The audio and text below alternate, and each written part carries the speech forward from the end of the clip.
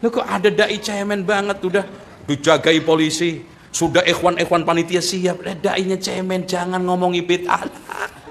Udah mas, antum jamaah di kampung kanan kiri itu pasang kuda-kuda, pasang badan, antum cemen juga. Ayo, bukan masalah sekarang sok-sokan, bukan nantang-nantangan, sampaikan Islam apa adanya. Ada pernyataan seorang ustadz salafi yang mengatakan bahwa al-bid'ah saat ini kurang tepat karena kaum kafir Syiah sedang mengincar kaum muslimin di Indonesia. Ini anak baru lahir. Karena kafir sama Syiah udah ngincar sebelum mbahnya dia lahir. Wallahi. Ya, Anda mau tunjukkan Anda data-data, insya Allah di dalam buku saya ulama pembaharu poros Timur Tengah Nusantara abad 18-19. Haji Rasul bapaknya Hamka itu Pak dituduh Wahabi sudah lama. Ini anak baru lahir ini, mana orangnya ini? Aneh Pak, namanya sekarang orang ahli bid'ah. Bahkan Haji Rasul itu dimusuhi berat karena sering menyatakan kafir, sering mengatakan syirik, sering mengatakan bid'ah, dan ini timbul tenggelam. Loh, Kiai Agus Salim itu Pak, ketika masuk ke parlemen aja dikatakan be sama anggota parlemen. Yang golongan siapa itu? Yang anggota parlemen itu siapa? Nah, setelah itu dia bicara.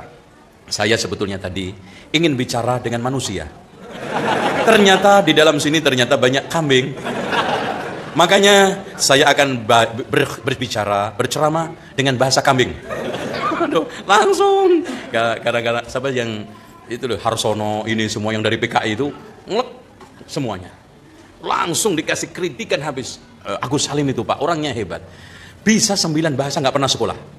Nggak pernah sekolah. Anaknya pun semua nggak ada yang sekolah. Dan rumahnya di Jatinegara kalau nggak salah itu kayak kontrakan itu sampai mati. Dan dia awalnya itu polisi Belanda, kemudian disuruh ngawasin oleh SI sama Belanda, akhirnya tertarik dengan Cokro Aminoto. Ternyata setelah dia pergi ke Mekah untuk menjadi konjen di Jeddah, belajar di di Mekah, akhirnya terkena pengaruhnya dakwahnya Syekh Muhammad bin Abdul Wahab. Nah ini nanti kita usut ke sana nanti. Tunggu buku saya, 2 tahun lah ya insya Allah. Nah ini, jadi Mas, soal incar mengincar, kita itu sudah lama. Sejak awal muncul kemerdekaan Indonesia, ini anak kasih tahu akar sejarahnya, biar antum nggak jadi orang bingung. Akar sejarah, setelah ada konsep kebangsaan dan kemerdekaan, kelompok anak bangsa ini terbagi menjadi 3. Kebangsaan pro agama yang didominasi oleh Cokro Aminoto, kemudian muncul Agus Salim, kemudian muncul juga akhirnya di akhir-akhir itu siapa itu pendiri NII itu siapa? Kartosuwiryo, dan akhirnya dia kecewa dengan Soekarno sampai terjadi perlawanan pemberontakan itu dan seterusnya.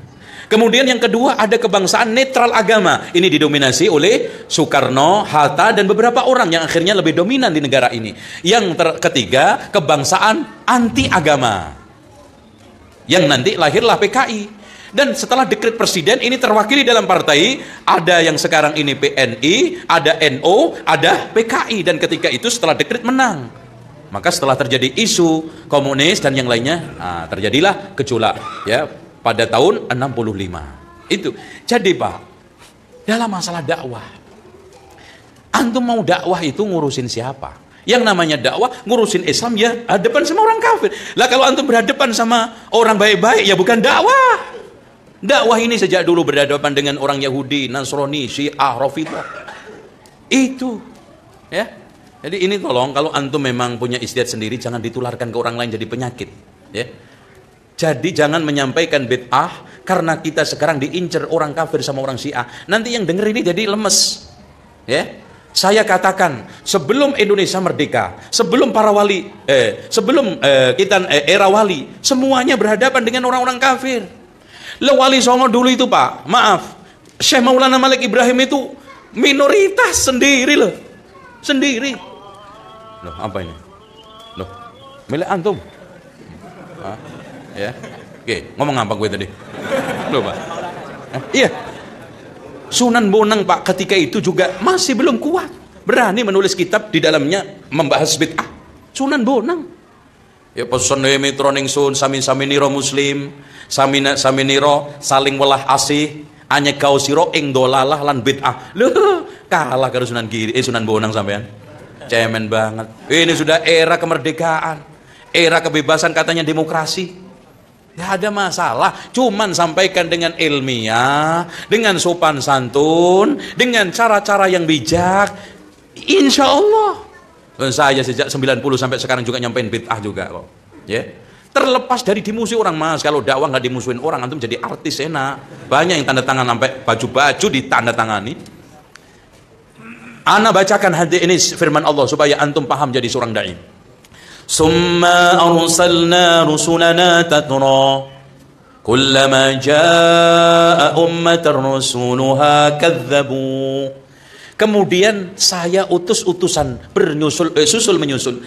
Setiap datang utusan itu kepada umat selalu mereka dustakan. Wajar, sunnah itu dakwah, itulah isi medan dakwah. Ya. Dan alhamdulillah terlepas ya, memang saya mungkin paling jelek julukannya gembong Wahabi, tapi alhamdulillah sampai sekarang masih lancar dakwah ke Sumatera, ke mana, ke Kalimantan, ya, ke Jawa Timur, alhamdulillah itu. Dan teman-teman NU masih banyak kok, itu, ya. Ya kalau sekarang ya aneh-aneh ya ditelepon, Mas, ya sesama sopir bis kota jangan begitulah, itu aja, itu. Wakil wali kota Batu itu kan satu kelas dulu di Tambak Beras.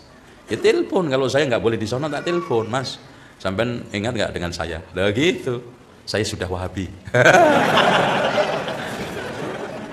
Kemarin di acara alumni Akbar di Tambak Beras itu saya jadi gosipan. Oh itu ada orang NU bisa ngisi di rojak ya? Oh sudah nggak NU itu, wes ora NU itu, wes dadi Wahabi. Alhamdulillah, udah tahu kan. Jadi katanya ada lulusan Tambak Beras kok iso ya ngisi nduk tambak ini rojak. Ya. Jadi kita jalani hidup ini. Nah, intinya hadepin jangan hindari, kerjai jangan dipikiri. Dakwah antum pikirin toh. Ya nggak jalan. Antum hindari kapan antum sekarang ini mendapatkan pengalaman di dakwah. Gitu loh. Tentang masalah nggak boleh di sini, nggak boleh di sini. Mas, Nabi itu diusir-usir. Dan watak daripada dakwah. Saya juga. Saya mau diusir di masjid ini nggak ada masalah, saya dakwah di mana aja mau. Dakwah di kuburan siap, dakwah di rel kereta siap, yang penting di syuting. Gitu. Bismillah ya. Jangan sekarang lemas. Yang penting saya kasih. Faqula lahu qawlan layyina la'allahu yatadzakkaru aw yakhsha. Ucapan dengan ucapan yang lemah lembut, mudah-mudahan dia sadar. Yang penting sopan santun, ilmiah, dan kita tidak menghujat, kita tidak mencela satu orang pun kok. Kita tidak sekarang mengatakan ini ngatain, enggak. Kita sampaikan maulid. Loh, enggak setuju maulid bid'ah. Itulah alasannya, Mas. Mosok sih Rasulullah itu ada kebaikan kalau maulid itu bid'ah? Rasulullah enggak tahu. Kalau Rasulullah enggak tahu, Rasulullah tahu sih tahu, tapi enggak suka. Loh, mosok mungkin Rasulullah enggak suka kebaikan? Rasulullah tahu sih tahu, enggak suka juga enggak, tapi males. Lu mosok ada kebaikan maulid seperti itu Rasulullah males enggak? Rasulullah nggak sempet. Rasulullah dulu sibuk terus, Mas, mau maulidan itu nggak jadi. Itu aneh. Wah, Rasulullah itu sebetulnya dulu mau tahlilan, Pak, tapi nggak sempet. Aduh, aneh. Nggak tahu, nggak suka, males, nggak sempet, nggak mungkin.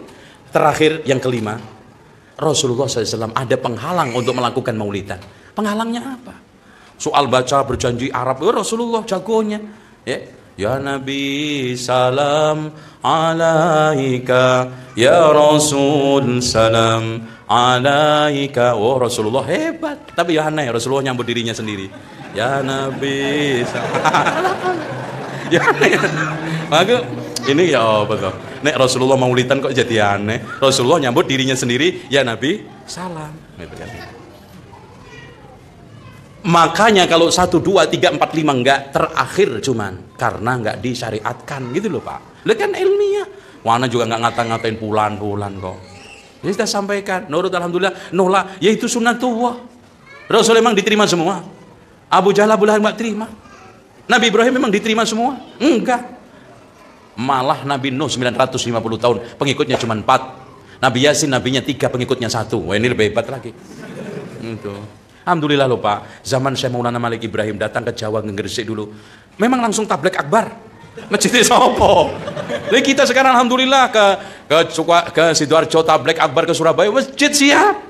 Loh kok ada dai cemen banget, udah dijagai polisi, sudah ikhwan panitia siap. Dainya cemen, jangan ngomongi bid'ah. Udah mas, antum jamaah di kampung kanan kiri itu pasang kuda-kuda, pasang badan, antum cemen juga. Ayo, bukan masalah sekarang sok-sokan, bukan nantang-nantangan, sampaikan Islam apa adanya. Rasulullah kan mengatakan siapa yang menyembunyikan ilmu di kendari, antum nggak takut sebagai seorang dai. Man katama ilman, apa kata Rasulullah? Aljamahullahu ta'ala bilijamin minan nar. Allah akan kendalikan. Dan istilah kufur, syirik, bid'ah itu istilah barokah. Makanya diulang-ulang di dalam hadis, di dalam Quran. Kalau nggak barokah, mana mungkin Rasulullah menyampaikan? Lo belum apa-apa aja, inna kulla bid'atin dolalah. Nah itu, kalau kita anti itu, ini Wahabi. Kok tahu Pak? Tuh khutbahnya. Pertama aja sudah bid'ah. Belum apa-apa mas, udah bid'ah yang dibahas. Nih, kalau antum mundur, di teror mundur, entek sampai habis. Wallah habis. Itu yang mereka inginkan.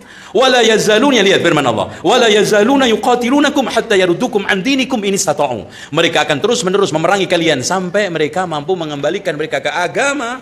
Mengembalikan kalian ke agama mereka. Sampai antum berhenti. Gampang kok Pak. Ana mau bisa ngilangin gelar Gembong Wahabi, gampang. 3 saya syuting. Ana ziarah Wali Songo tak syuting, tak upload. Ya di YouTube, ya. Terus tahlilan di syuting, di upload. Udah. Yang ketiganya sholawatan. Ya Habibi, udah. Wah ini baru bener. Ini undang ya di Renu Akbar. Wes tobat iki Wahabi nih. Selesai mas. Ini itu loh. Jadi jangan cemen karena waktu sudah habis.